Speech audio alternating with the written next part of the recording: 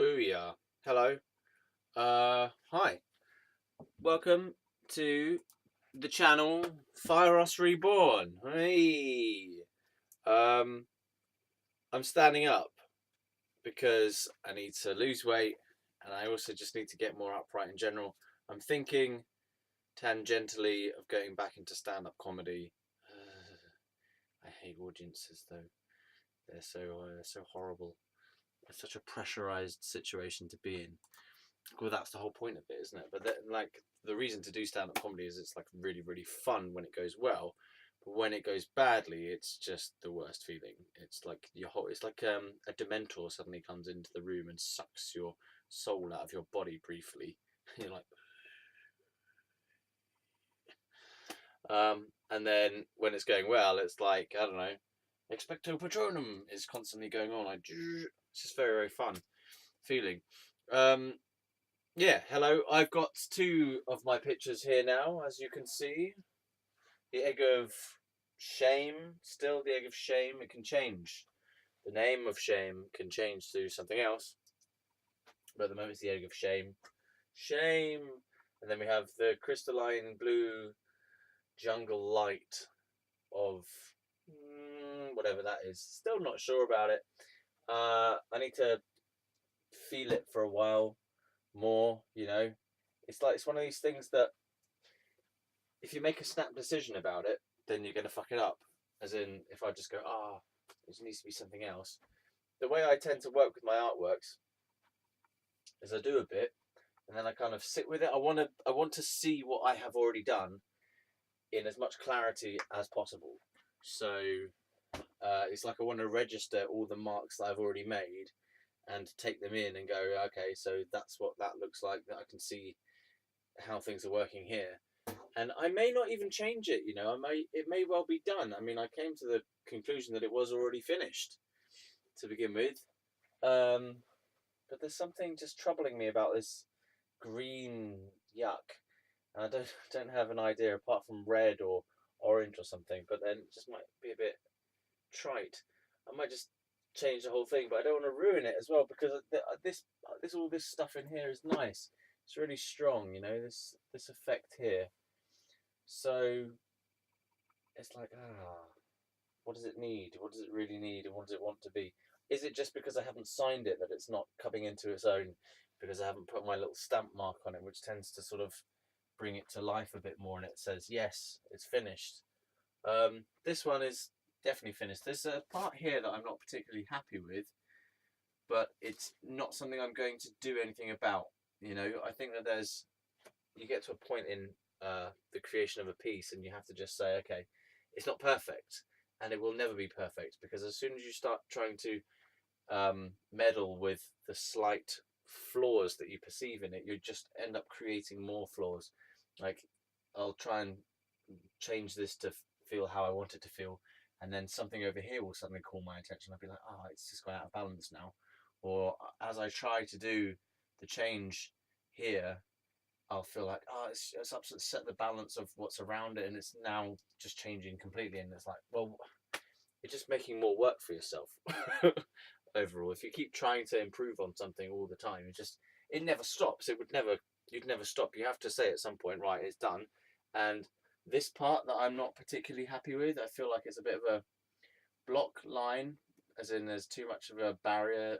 There's this line that feels like a barrier between this part here and this part here.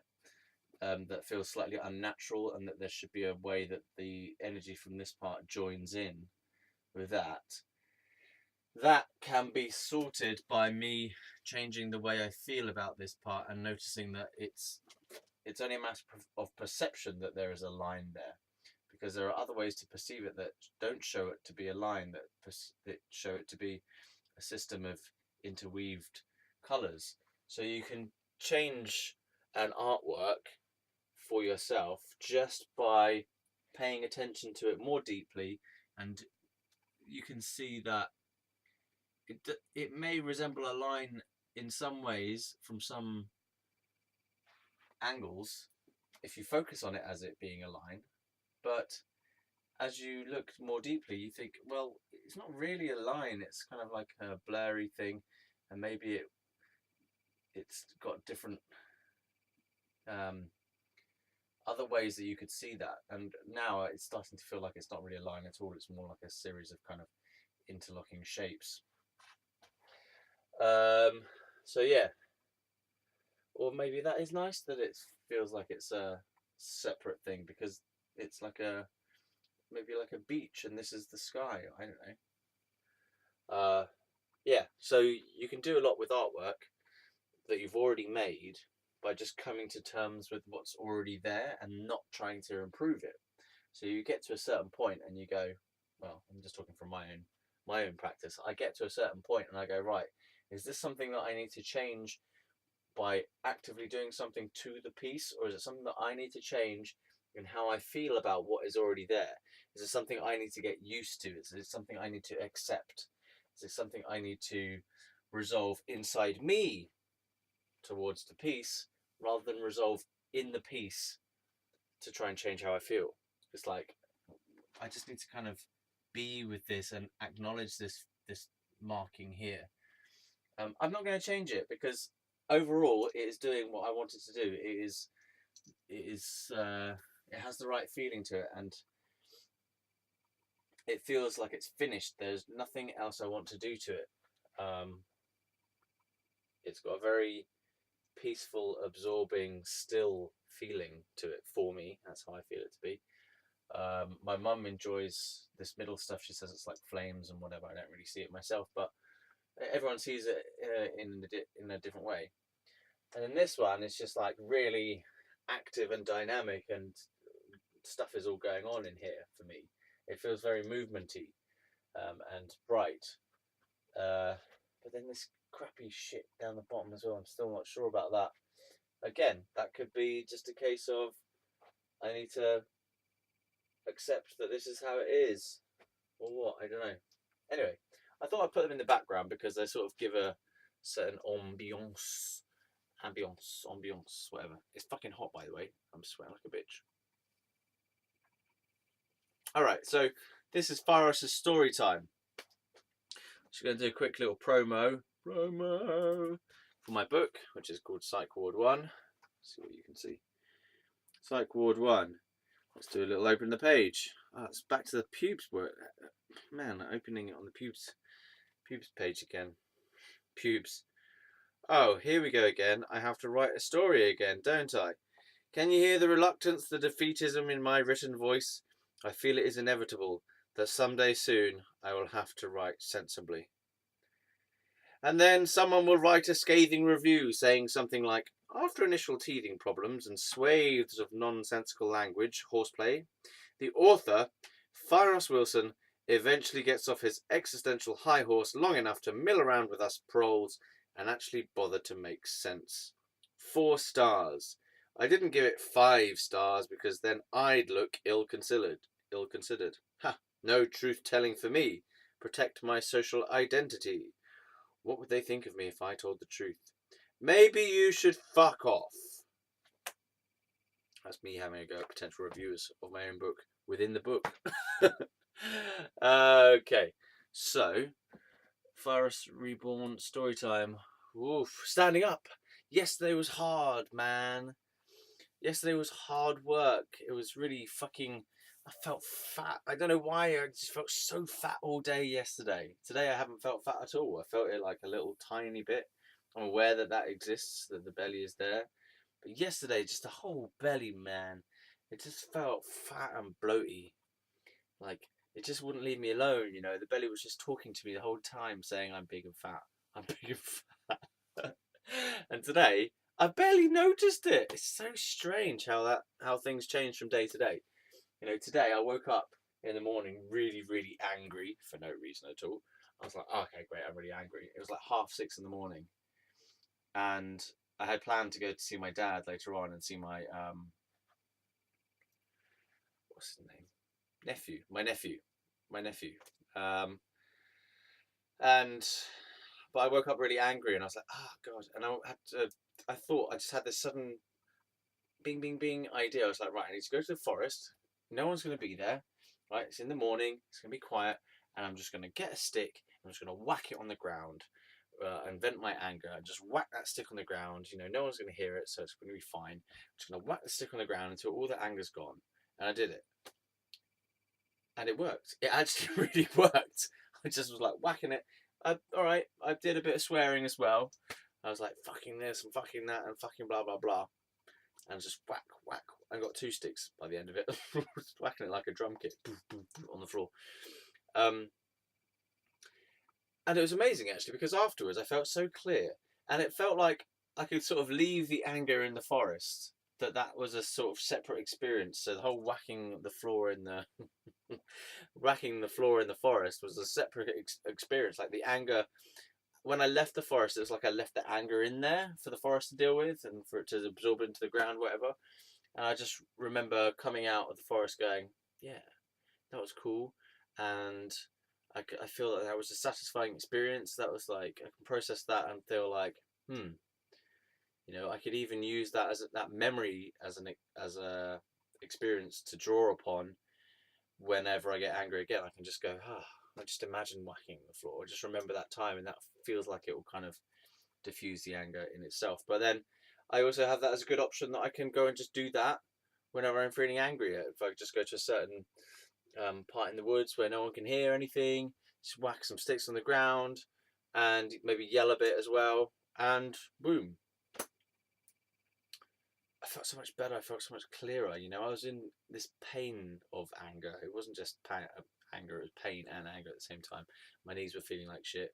My chest was feeling weird. My arms were feeling gross. My brain was going nuts. I was like, oh God, I'm just so angry and I don't know why. And ghost noises. Yeah, I was feeling really like just woke up really angry, and I just whack, whack, whack, whack, whack, whack, whack, and came out of the forest. And I was like, yeah, I feel so much better, and I had a good day after that. It's like, yeah, wicked.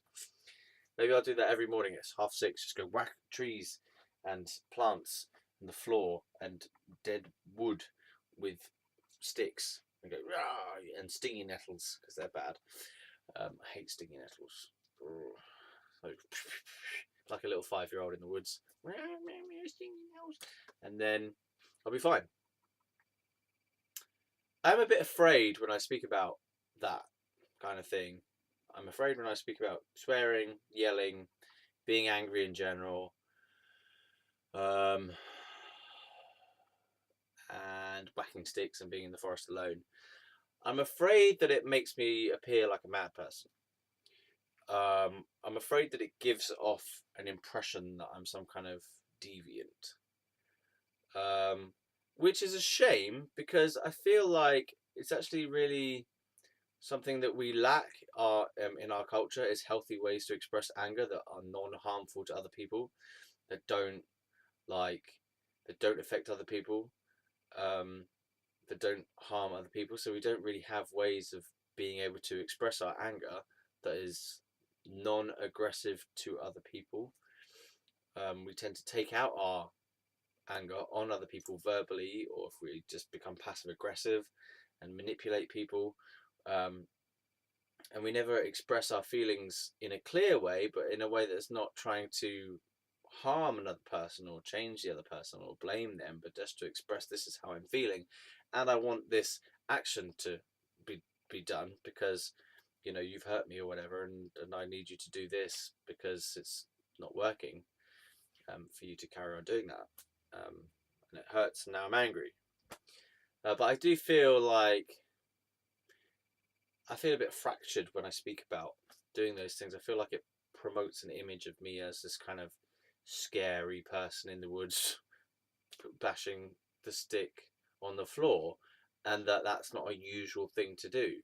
But my point is that, why isn't it a usual thing to do? And why do we have no other ways, apart from, like, I don't know, kickboxing or martial arts, I don't know, or thrash metal or playing the drums, to get rid of aggression or anger? And personally, I find that it's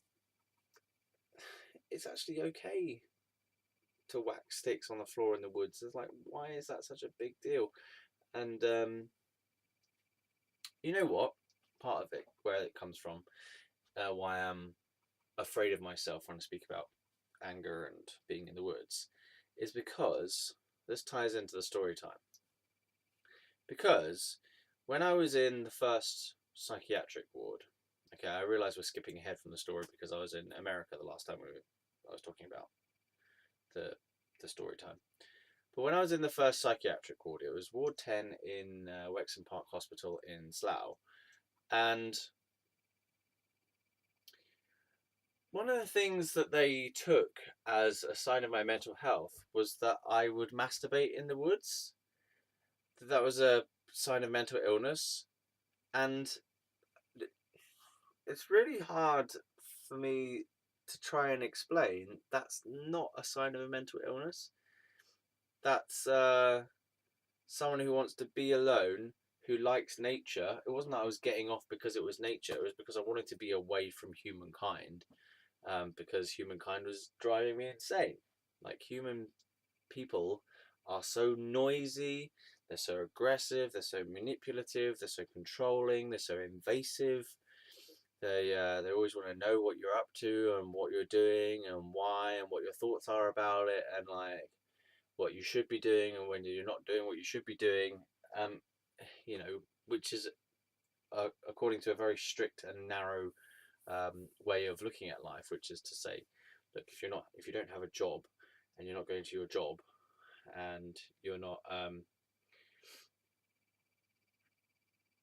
or you're not studying, then your life is bizarre, basically. So if you don't have that structure in your life, then people who are totally invested in that structured lifestyle find you quite difficult to relate to. So, people who are working a 9 to 5 job, or who are studying and who have all this structure and form about their lives, that things are planned out and things are scheduled and everything's to do with time and busyness and money and rushing around, that then you come along and you're like, well, I just kind of more just free flow with how I feel and what I want to do, and take inspiration from signs of the universe or from my internal feelings, and I just kind of go with the wind where the wind takes me and do what I feel is right at any time, and just allow myself to be guided by a higher spirit. And there's no plan necessarily, it's just quite free, and then I will plan if it feels right, and then I won't plan if it doesn't feel right, and just kind of like there's less of a structure in my life. And for a long time there has always been less of a structure, and in fact the more I try to apply a rigid structure to my life, the more unhappy I become. That's just how I seem to work as a being.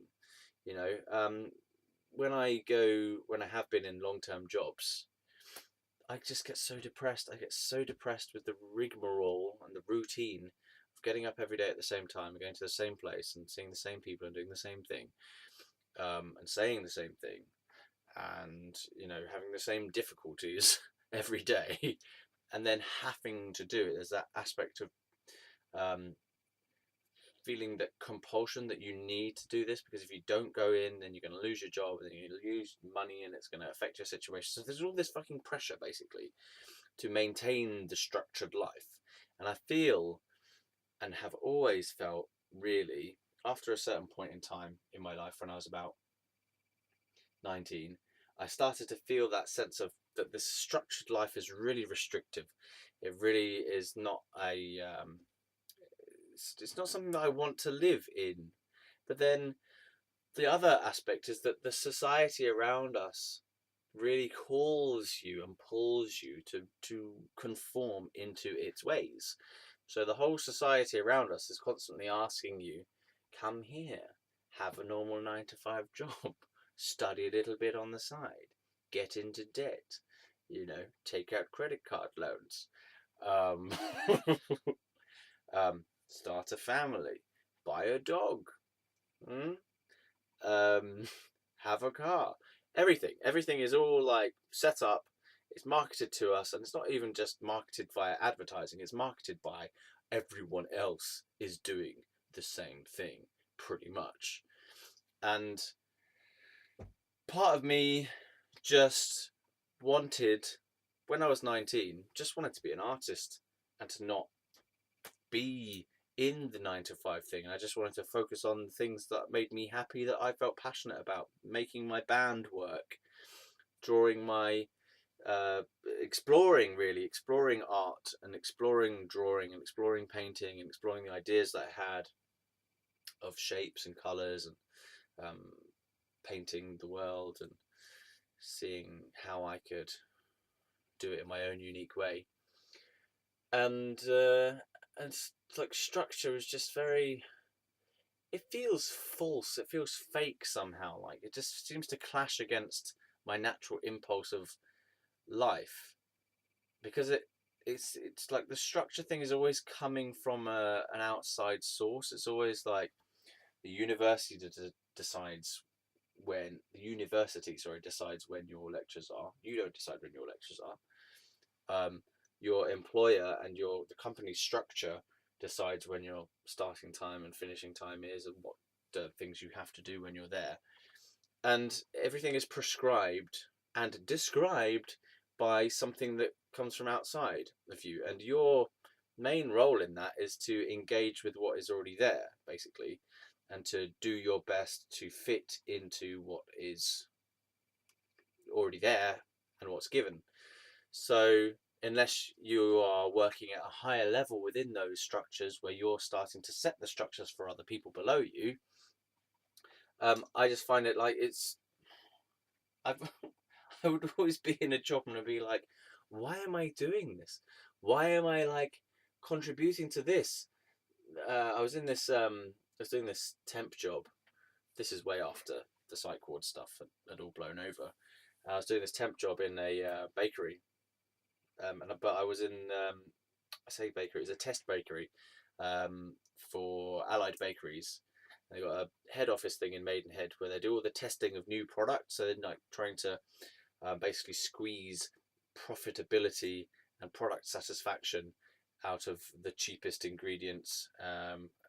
Yeah, so they're like trying to get more out of their breads and products like hot cross buns and stuff. They're trying to get more product satisfaction from the customer for less upfront costs. So they're just trying to maximize profitability by tweaking ingredients. They're trying to get the maximum taste for the least cost.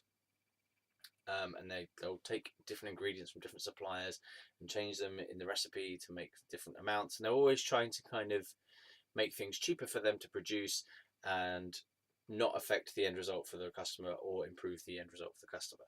Which I got to a point I was like, this is absolutely insane. This absolutely insane, because bread is bread.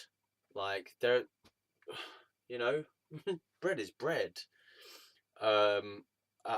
After a certain point, bread is just bread, and hot cross buns are just hot cross buns, and they're fanning around with these tiny little ingredients, like to change a recipe, and then you do taste testing, and like and you have to like change all the different nutritional values in accordance with it, and it just seems like people are just busy making shit for the sake of it to try and get more profits for the people at the top end of the company, which was just, I found it a bizarre thing that was going on. I was like, I just stepped into this mad world where also these Allied bakeries were making breads for like Tesco's, Asda, Sainsbury's, Morrison's, and they were all the same bread, and yet the breads were being branded as like Tesco's own brand and Asda's own brand and Sainsbury's own brand and Morrison's own brand. I was like,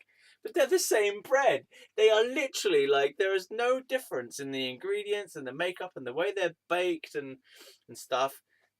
Like maybe bar a couple of little bits, but they are the same bread, and you've just stuck a different packet on it and hiked the price up or lowered the price up lowered the price down, sorry, depending on your own shop. And it was just so weird because it's not Asda bread and Sainsbury's bread and Tesco bread and Morrison's bread. It's one bread in a different packet. So it's just bizarre that they could even. I was thinking, how can you even justify calling them as the Tesco's own brand bread when it's the same as in 3 or 4 or 5 even other, or maybe more, other stores? Like, because the whole thing with that is that it creates the illusion in the consumer that these are all different breads and they come from Tesco. You know that Tesco has made them, and they haven't. Tesco hasn't made shit. They've gone to Allied bakeries who have made a bread, and then Tesco have just slapped a label on it. And the whole thing was just weird and bizarre. And I was like, because I actually also worked in that bakery.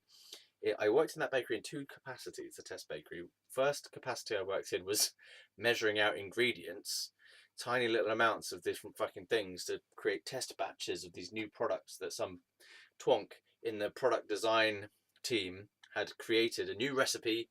And I was like measuring out these tiny little amounts of ingredients to make a set of hot cross buns. Mainly we were working on hot cross buns. And then writing down like, you know, temperatures and stuff, and then sending them off to be tasted and stuff, and packaging up things. Uh, which was like, to begin with, it was just okay. I'm just doing a job. These are the tasks that I've been set, and then you find out later that why that is being done, and you're like, this is ridiculous, and I totally need a wee right now.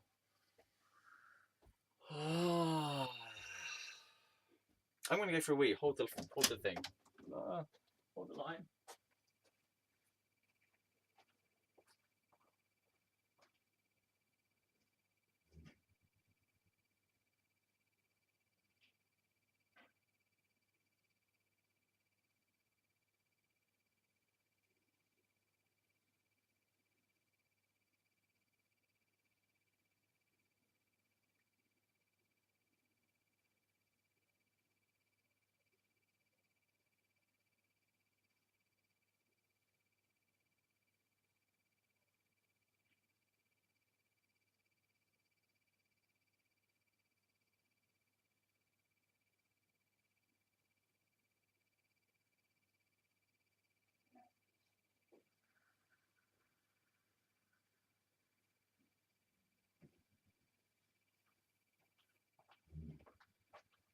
Sorry about that.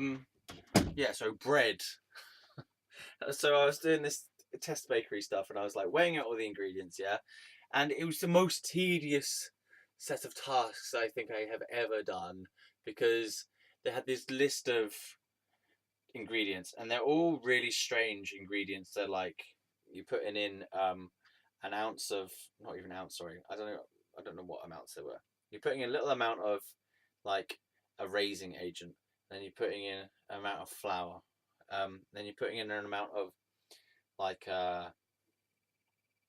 preservative kind of agent, and you're putting in a anti-molding agent, um, and like all these little amounts, um, and they've all got weird names as well, like Zimbabwe, Ubibi, Ubeko 3, or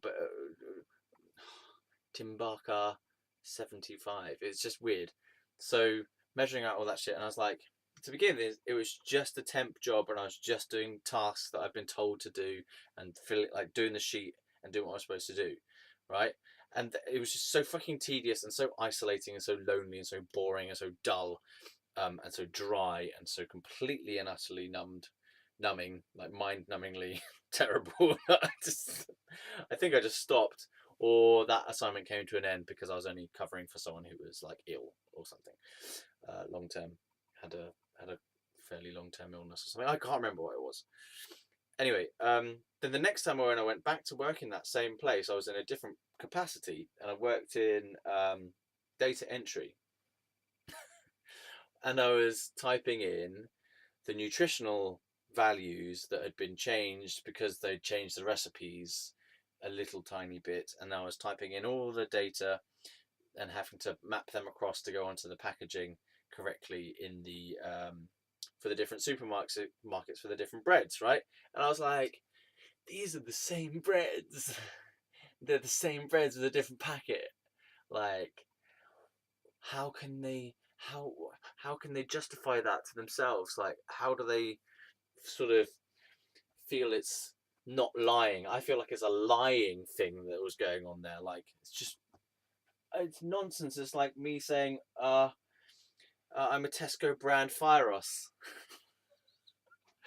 I don't know. I don't know. I don't know if you're understanding what I'm getting at, because some people would just go, "Well, that's just business. That's just the way it works." It's it's normal to brand things that aren't actually that you don't actually make or whatever. And it's like I couldn't understand it. And I was also like there was another side point that was making me feel anxious and concerned was I was thinking, if I fuck these numbers up that I was typing in the little data things, if I fuck these numbers up, right, I'm gonna, I may well create a load of idiots calling up the company saying, "Oh, how come we've got so much potassium nitrate in there?" Or like, "How much you got so much salt in there? How much?" Like, "I can't believe you've been giving me all these terrible ingredients in my breads." Um, you know, and I just thought, oh, I can't deal with it. I can't deal with the fact that if I make a stupid mistake here, then millions of people are going to get that on their back of their bread. And I was like, I can't deal with it. I need to get out. So, yeah, I stopped doing that thing. Um, how do we get onto that? I don't know. I'm basically talking about structure in life and how structure just does not agree with me at all. You know, it's just, I find it so restrictive. All right. I was supposed to be telling the story about America, or I don't know where we're going in my life anymore. I think that'll probably do, actually. I don't want to try and force it. I think that's good enough for the moment. Thanks for watching. Fieros Reborn, me talking about structure and corporate capitalism and how I don't really fit in with that, and I will whack trees in the woods instead. Thank you very much. See you next time. Or you'll see me next time. I'm just looking at a camera, mate.